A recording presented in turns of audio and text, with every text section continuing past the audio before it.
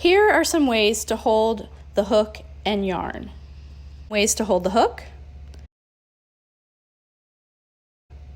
You can hold it like a knife,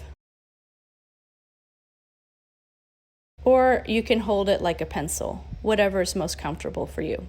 Some ways to hold the yarn. You can wrap it around your pinky like so, and then back around the front of your fingers and around your pointer finger while you grab your project with your free fingers.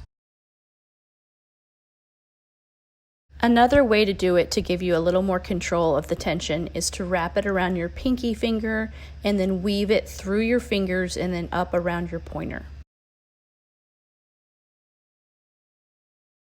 Then you use your free fingers to grab your yarn project and let your pointer finger hold the working yarn for you and guide the tension.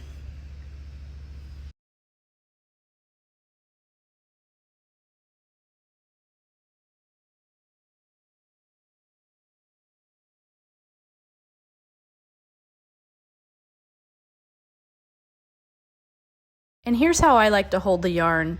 I just grab it with my pointer finger and bend my finger down, and I call it the pointer hold.